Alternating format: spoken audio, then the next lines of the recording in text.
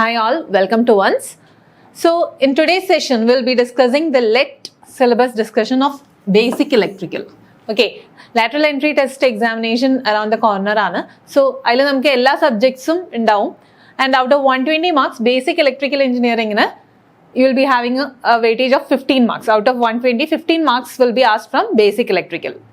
So basic electrical, there are basically 3 modules.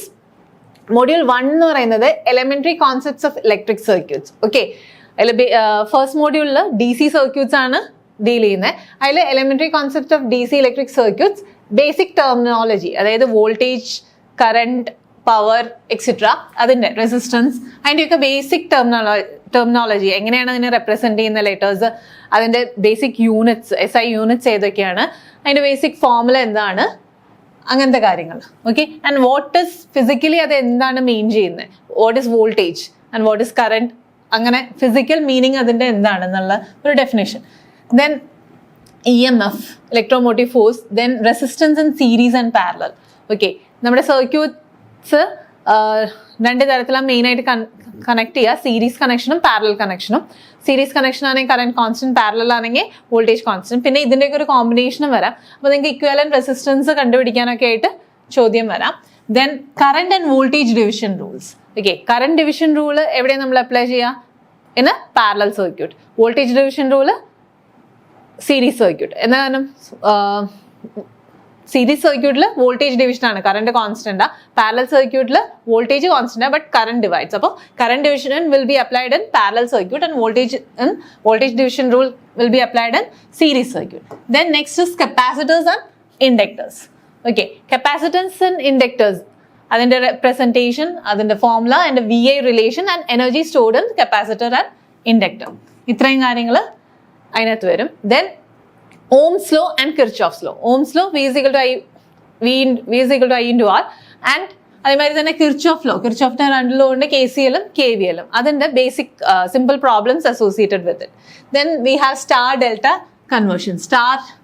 നമുക്ക് star കണക്ഷനും delta കണക്ഷനും തമ്മിലുള്ള കൺവേർഷന് ബേസിക് സ്റ്റാൻഡേർഡ് ഫോർമുല ഉണ്ട്, ഡെറിവേഷൻ ആവശ്യമില്ല. അതിൻ്റെ ബേസിക് ഫോർമുല അറിഞ്ഞിരിക്കുക. റെസിസ്റ്റൻസ് നെറ്റ്വർക്ക് മാത്രമാണ് ഇൻക്ലൂഡഡ് ആവുക, റെസിസ്റ്റീവ് നെറ്റ്വർക്ക്സ് മാത്രം. Then next is analysis of DC electric circuits. Analysis ചെയ്യാൻ നമുക്ക് ബേസിക്കലി 2 മെത്തേഡാണുള്ളത്, loop analysis or mesh analysis, then nodal analysis. Okay, അപ്പോൾ മെഷ് അനാലിസിസിൽ we are using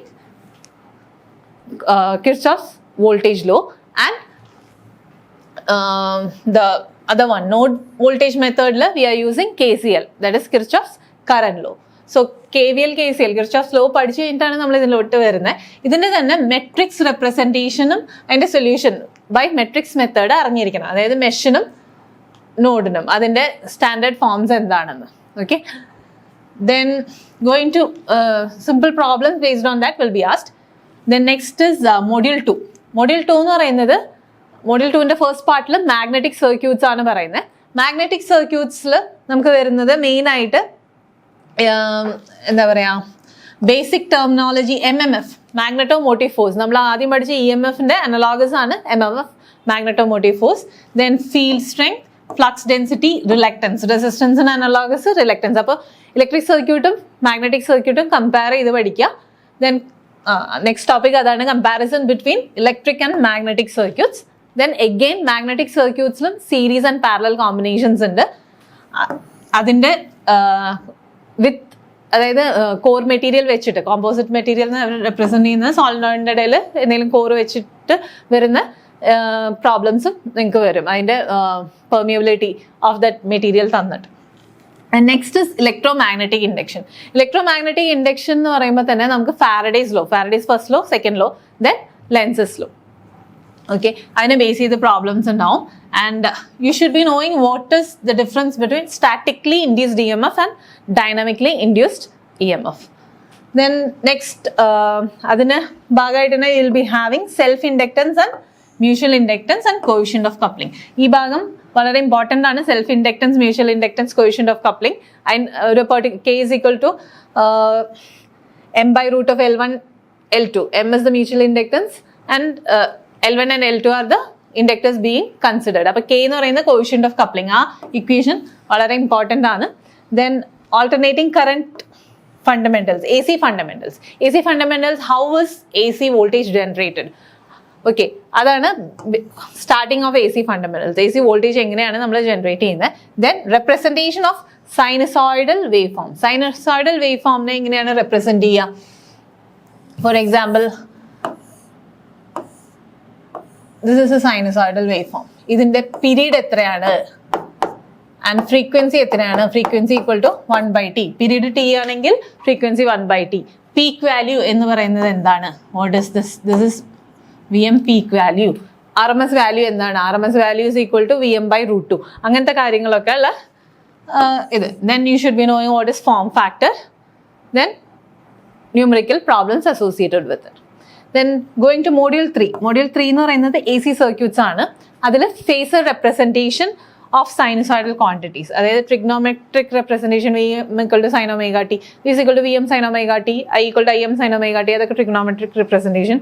then rectangular A plus IB, rectangular or അത് തന്നെയാണ് complex form ആയിട്ട് നമ്മൾ represent ചെയ്യുക. Then polar form. Polar form എന്ന് പറയുന്നത് R angle theta, magnitude angle theta.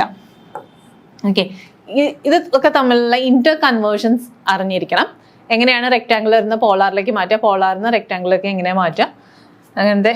അതായത് R ആംഗിൾ തീറ്റ ആണെങ്കിൽ R cos theta plus JR sine theta ആണ് അതിൻ്റെ റെക്ടാങ്കുലർ ഫോം വരിക. തിരിച്ചും എങ്ങനെയാണ് വരുന്നതെന്ന് അറിഞ്ഞിരിക്കണം. Then analysis of simple AC circuits.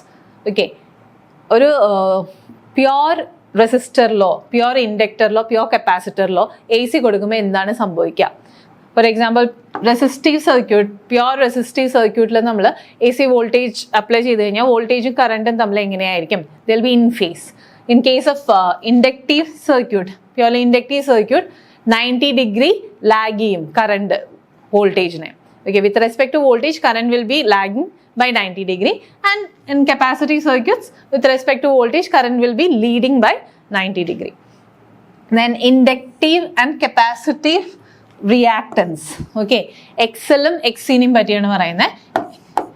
XL is equal to 2 pi FL and XC is equal to 1/2 pi FC, where F is the frequency of the supply, AC supply. Then we'll be having the concept of impedance. Okay, impedance വരുന്നത് AC സർക്യൂട്ടിലാണ്. DC സർക്യൂട്ടിൽ നമ്മൾ പറഞ്ഞത് മൊത്തം resistive ആറിൻ്റെ ടേംസിലാണ്, റെസിസ്റ്റൻസിൻ്റെ ടേംസിലാണ്.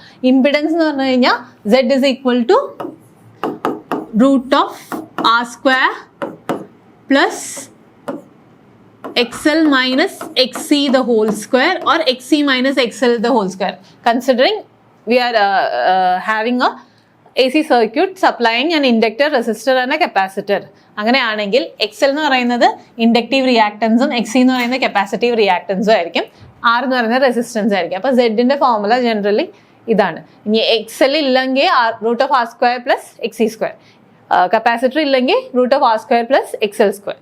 Okay, then this can be either XL minus XC or XC minus XL, whichever is greater. Okay, ഇവിടെ capacitive effect ആണ് കൂടുതലെങ്കിൽ XC minus XL the whole square എന്നാണ് നമ്മൾ എഴുതുക. Then next we have average power factor.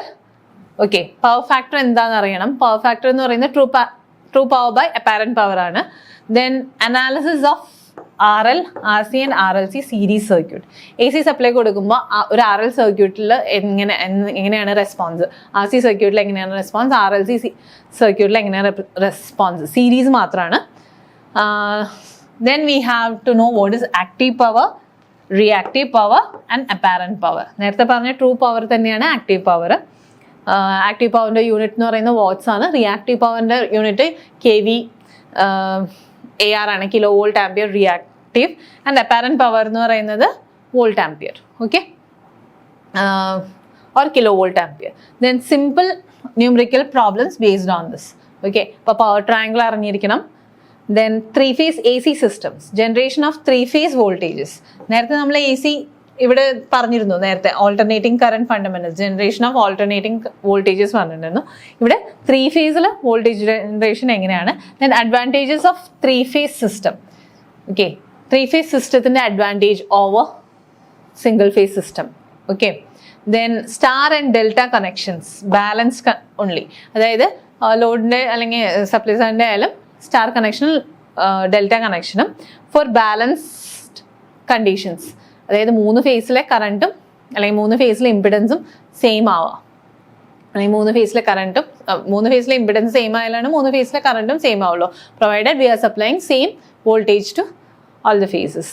Okay, 3 ഫേസിൽ നമ്മൾ 230 volt എന്ന് പറഞ്ഞാൽ 3 ഫേസിലും 230 വോൾട്ട് തന്നെ പോകും. അപ്പോൾ സെയിം ഇമ്പിഡൻസ് ആണെങ്കിൽ അതിൽ കൂടെ പോകുന്ന കറണ്ട് സെയിം തന്നെ ആയിരിക്കും. സോ ബാലൻസ് ലോഡ് മാത്രം നിങ്ങൾക്ക് കൺസിഡർ ചെയ്യാനുള്ളൂ. ഇപ്പോൾ relation between line voltage and phase voltages, അപ്പോൾ നമുക്കറിയാം സ്റ്റാർ ആണെങ്കിൽ ലൈൻ കറണ്ടും ഫേസ് കറണ്ടും സെയിം ആയിരിക്കും. പക്ഷേ സ്റ്റാർ കണക്ഷനിൽ line voltage is equal to √3 times the phase voltage. Delta connection ആണെങ്കിൽ വോൾട്ടേജ് സെയിം ആയിരിക്കും, ലൈൻ വോൾട്ടേജും ഫേസ് വോൾട്ടേജും സെയിം ആയിരിക്കും. പക്ഷേ current will be line current will be √3 times phase current. Okay, and simple numerical problems associated with.